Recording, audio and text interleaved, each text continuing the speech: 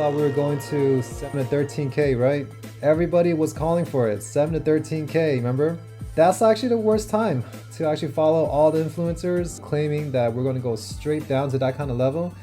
You want to prepare before them. So buy at 20K, 19K, 18K, whatever it is. Trying to catch the bottom like that, it's a tough game. I will stay away from that. But look at now, we have a nice bounce, and I was also reporting on my purchases. Bitcoin at 20K, Ethereum at 1,000, and here's where it's at now. So we had the federal funds rate increase 0.75%. So the market recovered, crypto followed along, and now today we also have another bearish news, which is a sign of recession. 2 consecutive quarters of negative GDP. Now this is it. It's confirmed. But the thing is, Powell is not admitting that we're in a recession. They even came with a new method of determining what a recession is, and they're changing the rules. It's not 2 consecutive quarters of negative GDP anymore. They're making up their own algorithm now to call it a recession. But this is what it is. We're in a recession. They're just trying to twist things around. Do not follow what they say. Things will get worse, but for now, go along for the ride. Go for this bounce, because it's already too bearish, and it's time for a recovery, a short-term bounce. We'll see how high I can take it. Right now, BTC at 23,857. It's looking really strong here. I already took my long position. I added more, accumulated already. When you're cost dollar average, you want to actually keep buying. Like, you can't really determine exactly when is the lowest lows. People are talking about 7,000, 13,000. I heard all sorts of numbers, but they range around those price levels. And the best way to beat them is to buy before them. It was at 20K for the longest time.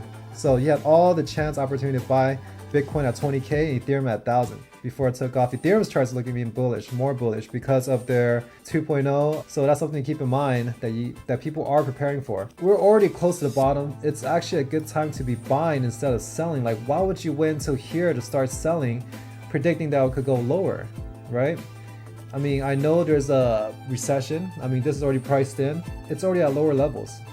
Like, how much more do you want Bitcoin to go until you start buying, right? So it's really hard to time the market to try to buy the bottom. So you just keep buying in parts. Just cost dollar average in, and performance wise, you'll do a lot better just accumulating more than the most people out there just trying to time the perfect price, right? So you guys diversifying into some of the best assets too. You know, stick to the top assets: Bitcoin, Ethereum. Binance for exchanges, Bitcoin, main lead indicator, Ethereum for alts, DeFi, and now it's become mainstream. All right, it's all over the news, CNBC, you'll see it every single day. They have their own crypto sector, NFTs, everything is already in place. And this is something that we all imagined in 2017, but not in this kind of way, where NFTs took over, DeFi took over in 2020, and everything's expanding fast. Every institution, every big company, big brands, they're all trying to get into this, starting with NFTs. So the only thing NFTs is a fad. All the community building with the PFPs, that's just the start. You have recession on one hand, you have price going up on the other. It's basically inflation. The government printed way too much money. We're talking about 13 trillion. It could be anywhere from 10 to 13 trillion. This was around 20 trillion when I last reported in 2018, 2019, our US national debt. We're at 30 now.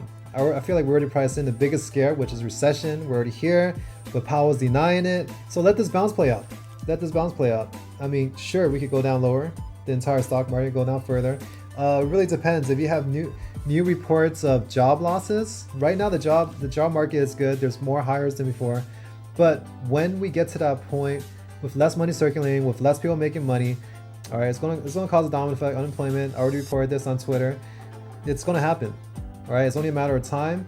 So you gotta prepare for this. But for now, let this bounce ride. Everyone is overly bearish, and you've seen every single YouTube video talking about Michael Bird predicts this. At this point, it's just too obvious. Everyone already priced in the lowest price or near the lowest price in the meantime, this short time. Okay, so let this bounce play out. If anything, you gotta let the bulls get trapped somewhere here, even here. If you want to de-risk, I mean, I personally will de-risk a little bit once things get a little overly bullish. And when all the influencers flip bullish, saying the same things again, I'm going to start considering de-risking and getting out early before them. All right, because I have too much into crypto, especially if you're in times of recession. You want to have some cash just in case, you know, deals pop up. So just prepare for both scenarios. There's no telling what can happen, and don't go all in on a certain price because an influencer told you, right? You're not gonna get it right, you know? You have all this option to cost dollar average. You can scale in, scale out both ways. I try to counter this market sentiment. I keep up to date with a few NFT things here, but pretty much just share my thoughts. So follow me if you guys like crypto101_tweet, and I'll catch you guys on the next video. I like to sing.